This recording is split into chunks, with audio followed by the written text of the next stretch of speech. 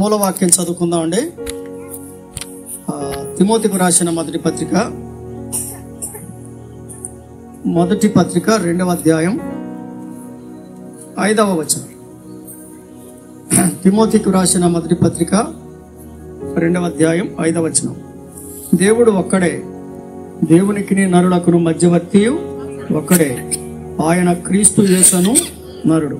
ఈయన అందరి కొరకు విమోచన క్రయధనముగా తన్ను తానే సమర్పించుకొనెను.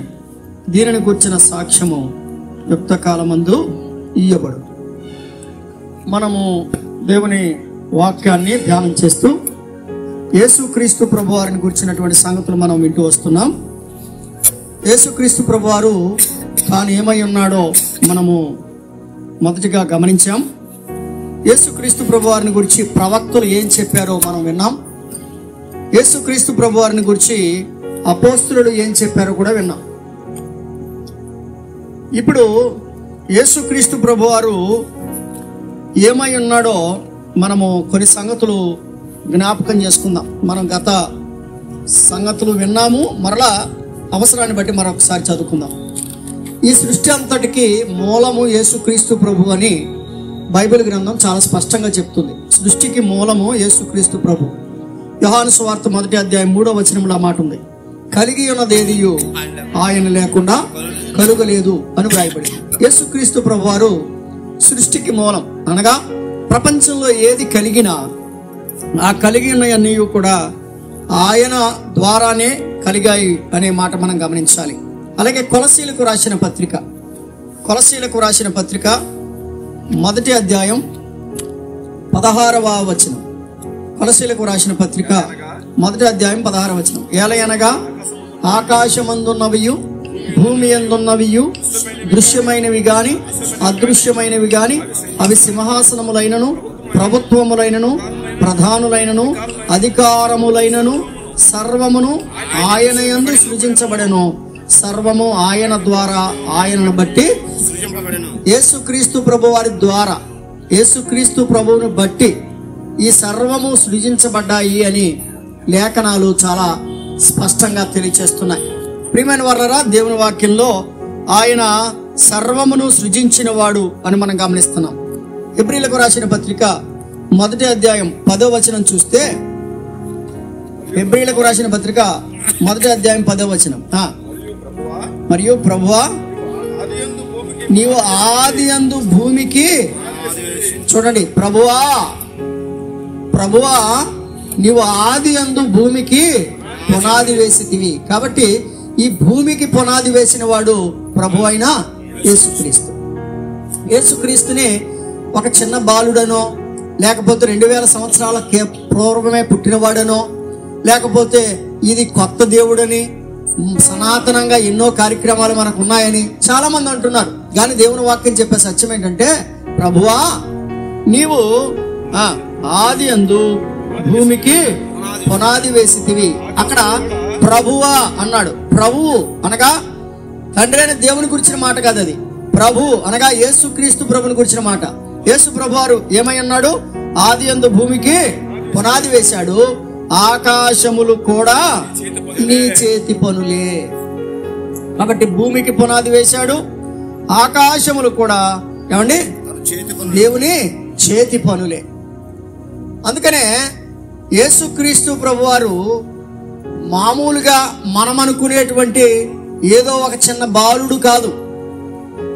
ఆయన దేవుడు, ఆయన సృష్టికర్త, ఆయన సర్వాధికారి. అంత మాత్రమే కాదు, పునాది వేసిన వాడు, కలిగినదేది ఆయన లేకుండా కలుగలేదు అనే సంగతి మనం గమనిస్తాం.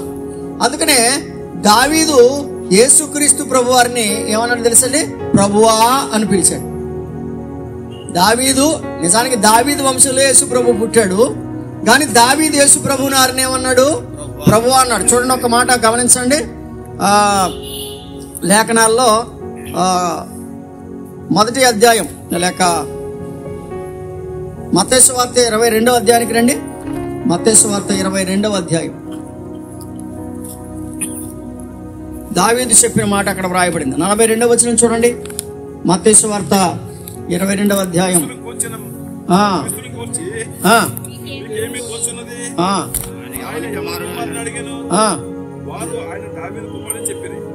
వారు దావీదు కుమారుడని చెప్పిరి. అందుకైన అలాగైతే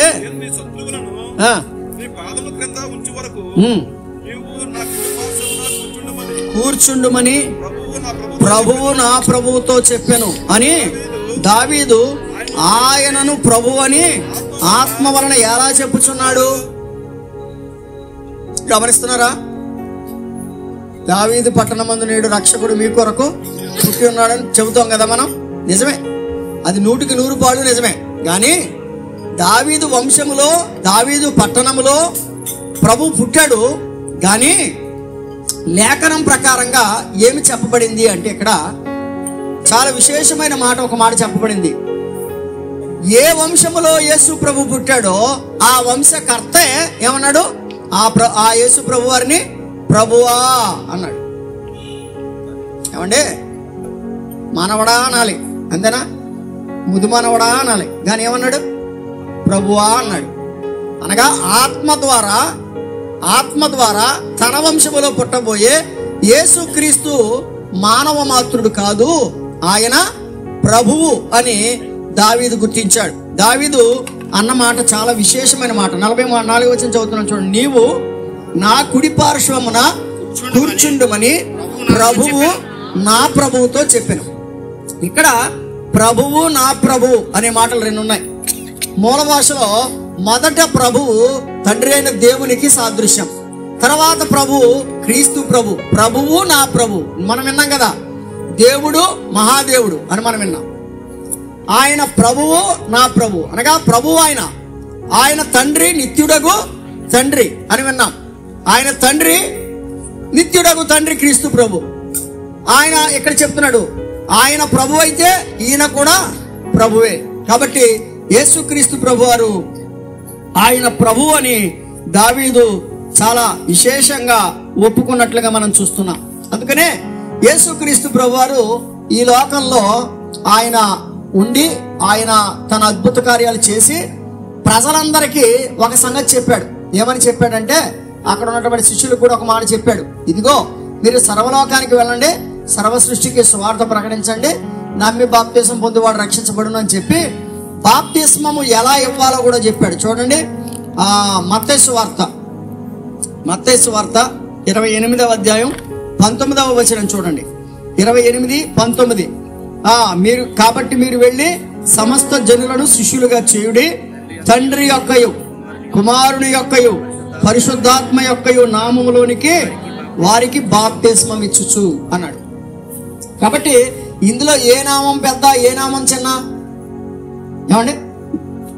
తండ్రి యొక్కయు కుమారుని యొక్కయు పరిశుద్ధాత్మ యొక్కయు అంటే దీని అర్థం ఏంటంటే కొంతమంది కొన్ని బ్యాచ్లు తయారైనవి. ఎలా అంటే తండ్రే గొప్పోడు కుమారుడు కాదని. బైబిల్ ఏముంది? తండ్రి యొక్కయు కుమారుని యొక్కయు.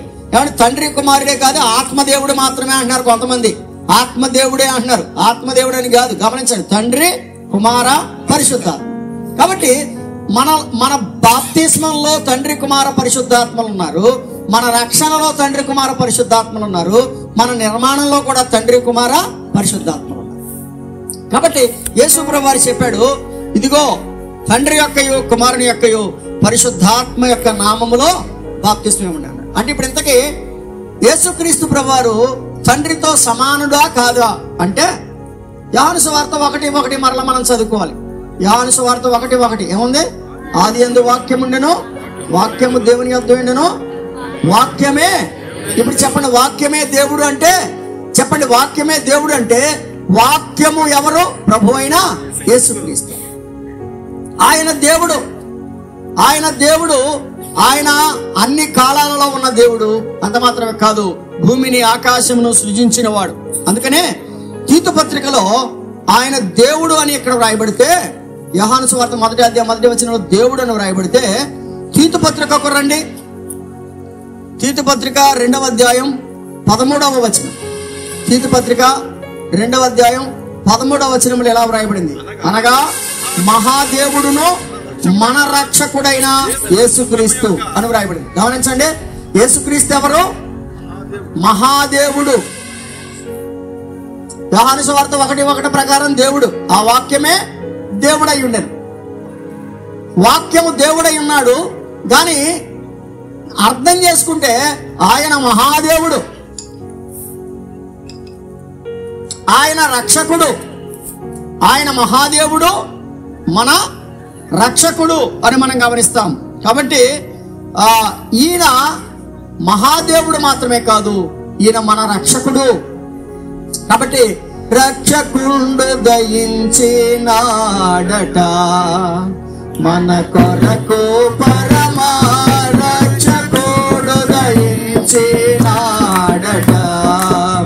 రక్షకుడు దయించినాడు, రారెగొల్లా పోయాలారా, రక్షకుడు దయించినాడు, రారెగొల్లా పోయాలారా, తక్షణముగా పోయి మన నిరీక్షణ ఫలముందుదాము, రక్షకుడు దయించినాడట మన కొరకు, పరమా రక్షకుడు దయించినాడట. యేసుక్రీస్తు ప్రభువారు దేవుడు, తండ్రి, కుమార, పరిశుద్ధాత్మ సమానుడు, తండ్రితో సమానుడు, ఆత్మతో సమానుడు, అనగా ఆయన దేవుడు. యోహాను సువార్త 1:1 ప్రకారం ఆయన మహాదేవుడు. తీతు పత్రిక 2వ అధ్యాయం 15వ వచనం ప్రకారం కదండి, 2వ అధ్యాయం 13వ వచనం ప్రకారం ఆయన మహాదేవుడు, మన రక్షకుడు. గమనిస్తున్నారా? ఆయన రక్షకుడు అండి. ఎవరికి రక్షకుడు? మత్తయి సువార్త 1:21 చెప్పబడింది, తన ప్రజలను వారి పాపముల నుండి ఆయనే రక్షించును కనుక ఆయనకి యేసు అని పేరు పెట్టబడింది. ప్రియమైన స్నేహితులారా, ఆయన రక్షకుడు అనగా యేసుక్రీస్తు ప్రభువారు పాపముల నుండి మనల్ని విడిపించే రక్షకుడు, పాపముల నుంచి పాప పరిహారం చేయగలిగిన సమర్థుడు, పాపములను కడిగివేయగలిగిన అద్భుతమైనటువంటి ఆ శిలువ యాగము చేసిన వాడు కనుక ఆయన మన రక్షకుడు. అది మీరు గమనించాలి. అందుకని దైవ గ్రంథంలో మనము ఆలోచించినట్లయితే యేసుక్రీస్తు ప్రభువు యొక్క సింహాసనం గురించి ఏమి రాయబడిందో చూడండి. హెబ్రీలకు రాసిన పత్రిక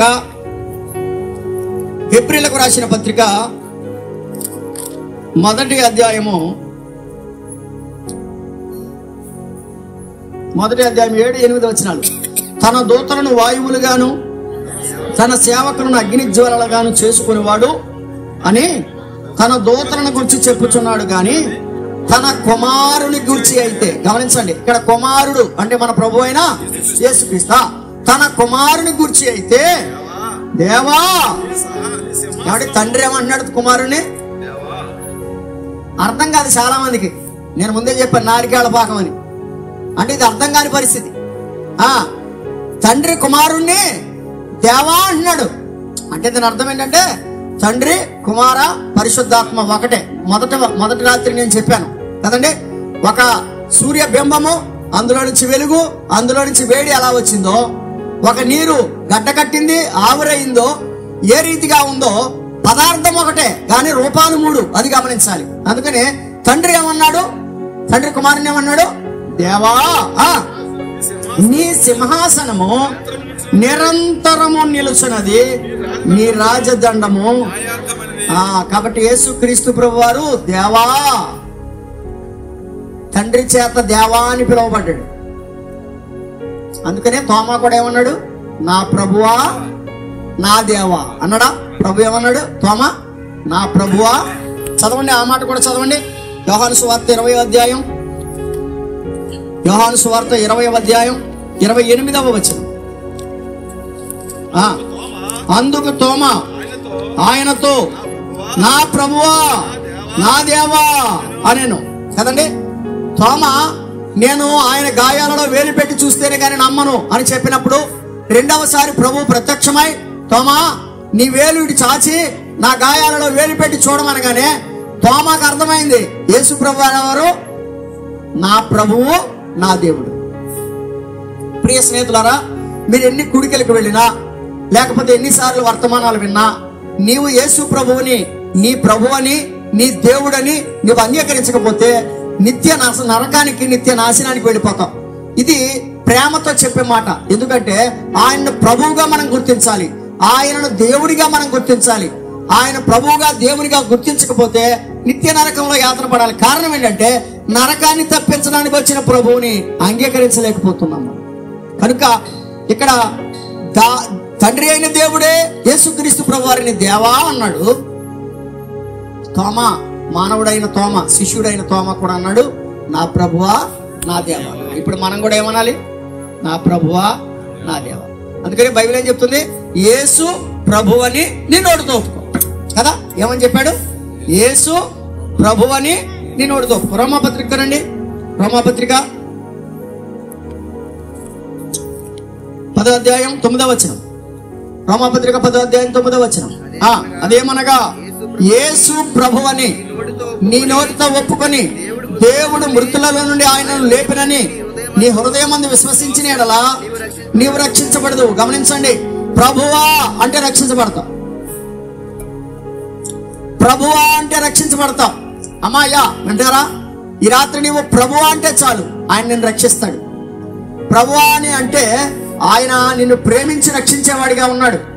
ఒకసారి కొంతమంది యేసుక్రీస్తు ప్రభువారి దగ్గరికి ఒక వ్యభిచారం అందు పట్టబడినటువంటి స్త్రీని తీసుకుని వచ్చారు. తీసుకుని వచ్చినప్పుడు వారందరూ కూడా యేసు ప్రభువారిని ప్రశ్నిస్తున్నారు. ఏమనంటే, అయ్యా ఈమె వ్యభిచారంలో పట్టబడింది కాబట్టి మోషే ధర్మశాస్త్ర ప్రకారం ఈమెను రాళ్లతో కొట్టి చంపేయమని ఉంది కదా, నువ్వేమంటావు అంటే యేసు ప్రభువారు ఏమంటాడు? రాళ్లతో కూడా చంపేయమంటాడు. రాళ్లతో కూడా చంపేయమంటాడంటే అందరూ ఏమంటారు? నువ్వేం రక్షకుడువయ్యా, పేరేం పెట్టుకున్నావు, రక్షకుడు అని చెప్పుకున్నావు, రాళ్ళు ఎట్టు కొట్టామంటావేంటి, రాళ్ళు పెట్టి కొట్టమని చెప్పమంటావేంటి, నీ పేరుకి నువ్వు చెప్పిన దానికి అర్థం ఉందా అని అంటారు. అలా కాదు, అలా కాదు, ఆమెను చంపొద్దు అని అంటే కనుక అదేంటి నువ్వు యూదుడివేనా, నువ్వు యూదుడివేనా, నీకు ధర్మశాస్త్రం తెలుసా, ధర్మశాస్త్రానికి వ్యతిరేకంగా మాట్లాడుతున్నావేంటి అంటారు.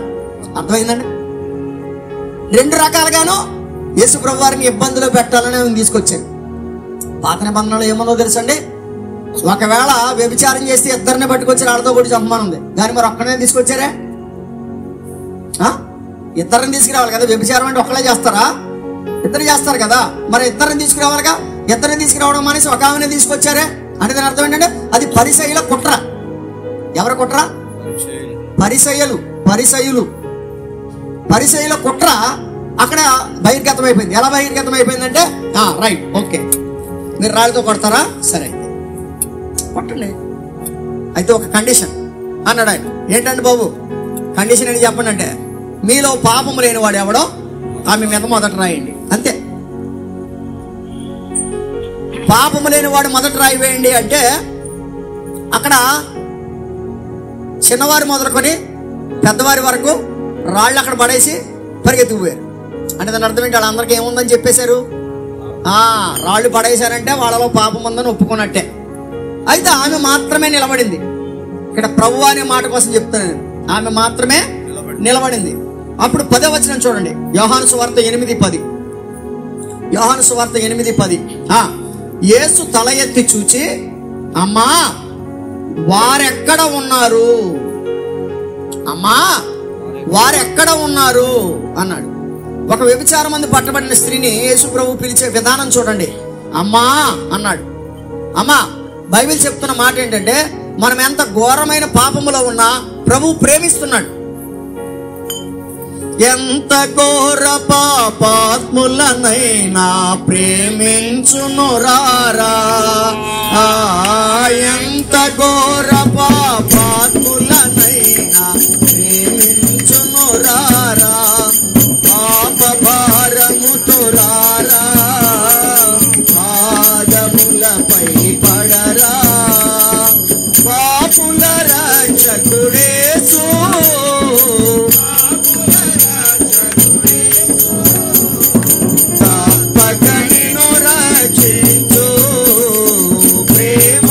ప్రేమామృతదారలు చెందిన మన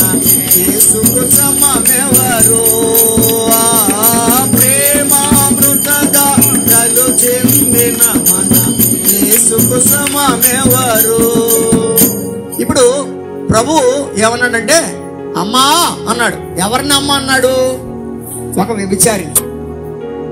అందుకనే మనం పాడుకున్నాం, ఒక వ్యభిచార స్త్రీని అమ్మా అని ప్రభు పిలిచాడు అంటే మనలో ప్రతి పాపిని కూడా ప్రభు ఏం చేస్తున్నాడు? ప్రేమిస్తున్నాడు. అమ్మా, వారెక్కడ ఉన్నారు? ఎవరును నీకు శిక్ష విధించలేదా అని అప్పుడు అడిగినప్పుడు ఆమె అది ఒక్క మాట. వ్యభిచారి ఏమంది? యేసు ప్రభు వారిని వ్యభిచారం మందు పట్టబడిన స్త్రీ ప్రభువుని ఏమంది? ప్రభువా అంది. నోరారా ఏమని పిలిచింది? ప్రభువా అని పిలిచింది. అందుకని ప్రభు ఏమన్నాడు? అందుకు యేసు, నేను నీకు శిక్ష విధించను, నీవు వెళ్ళి పాపము. గమనిస్తున్నారా? ప్రభువా అని పిలిచినటువంటి ఆ పిలుపుతోటి ఆమెకేం దొరికింది? విడుదల, క్షమాపణ దొరికింది. ప్రియమైన స్నేహితులారా, తండ్రి అయిన దేవుడు దేవా అన్నాడు. ఏమండి, దావీదు కూడా ప్రభువా అన్నాడు. ప్రభువు నా ప్రభువు అన్నాడు. ప్రభువు నా ప్రభువుతో అన్నాడు. తోమా అన్నాడు నా ప్రభువా నా దేవా అన్నాడు. వ్యభిచారం మందు పట్టబడిన స్త్రీ కూడా ఏముంది? నా ప్రభువా ప్రభువా అన్నాడు. కాబట్టి ఆ ప్రభువు అని ఎప్పుడైతే నీ నోటితో పలుకుతావో, మరలా రోమాపత్రికలో మనం ఇందాక చదువుకున్నమాట 10:9, యేసు ప్రభు అని నీ నోటితో ఒప్పుకొని దేవుడు ఆయనను మృతుల్లో నుండి లేపినని నీ హృదయమందు విశ్వసించిన ఎడలా నీవు రక్షించబడుదువు. రక్షించబడాలి అంటే యేసు ప్రభుని నీ నోటితో ఒప్పుకోవాలి. కనుక యేసు క్రీస్తు ప్రభుని మనము ఒప్పుకోవలసిన వారమై ఉన్నాం.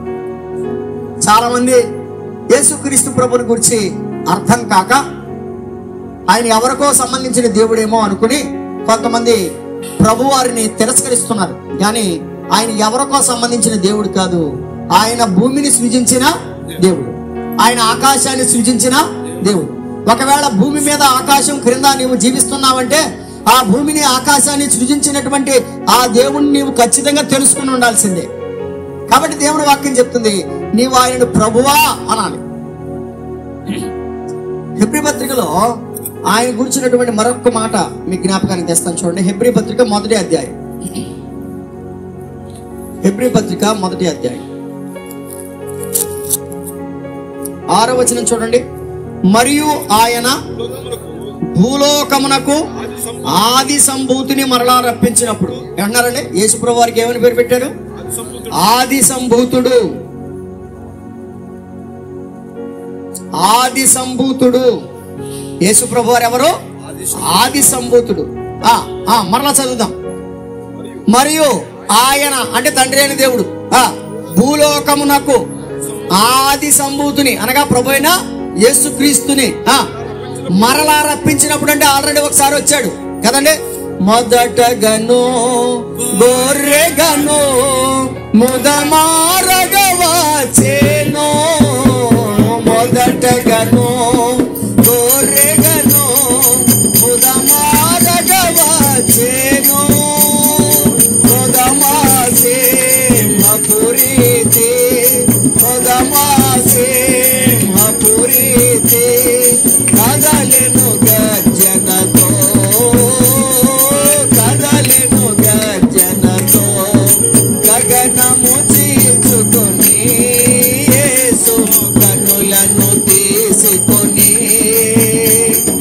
వేలాది దూతలతో భువికి వేగమిరానుండి, వేగమిరానుండి. మరియు ఆయన భూలోకమునకు ఆది సంభూతిని మరలా రప్పించినప్పుడు అండర్లైన్ చేసుకోండి బైబిల్లో, దేవుని దూతలందరూ ఆయనకు నమస్కారము చేయవలనని చెప్పుచున్నాడు. దేవుడు ఏం చెప్తున్నాడు? ఎవరికి నమస్కారం చేయాలి?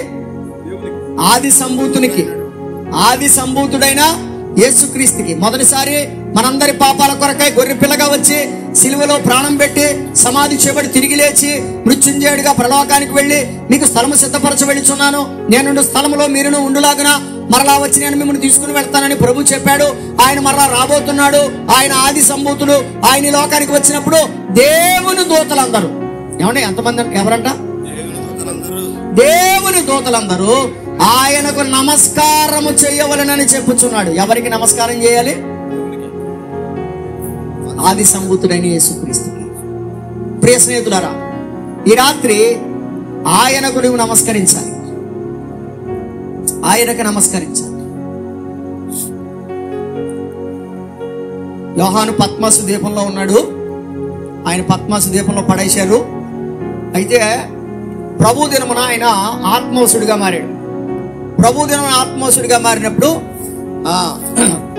అక్కడ జరిగిన సంగతి ఒక్క మాట చూపిస్తాను రండి. ప్రకటన గ్రంథం, ప్రకటన గ్రంథం 1వ అధ్యాయం.